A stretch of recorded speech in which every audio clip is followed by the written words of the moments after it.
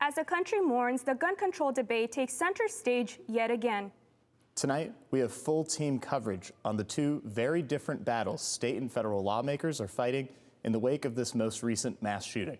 Let's go first to Jake Holter in our Washington bureau with the latest on today's hearing on gun control. Jake?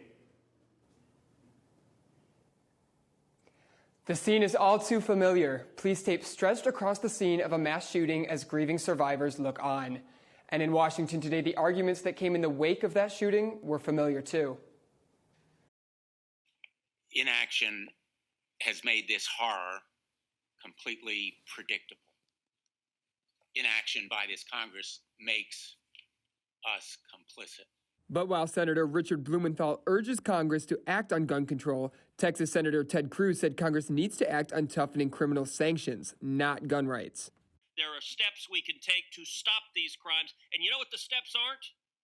The steps aren't disarming law-abiding citizens. The Judiciary Committee hearing came just hours after a lone gunman walked into a King Soopers grocery in Boulder, Colorado, and opened fire in a shooting spree that killed 10 people, including a responding police officer. Robin Thomas, the executive director of the Giffords Law Center, testified that gun violence in the U.S. continues to climb.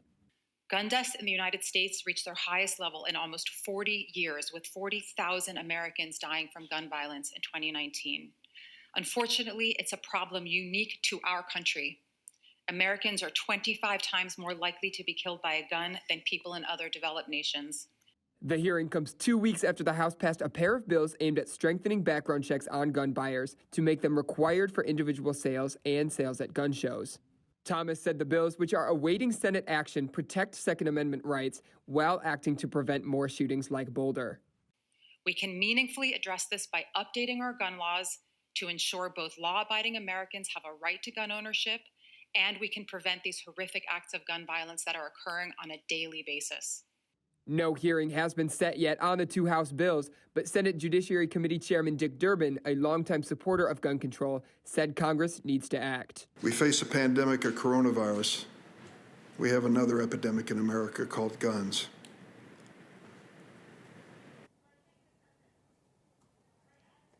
While today's hearing dealt with federal law, much gun regulation takes place at the state level. And groups like Giffords and Everytown, which regularly study gun laws, give Arizona failing grades for what they call the state's lax regulations.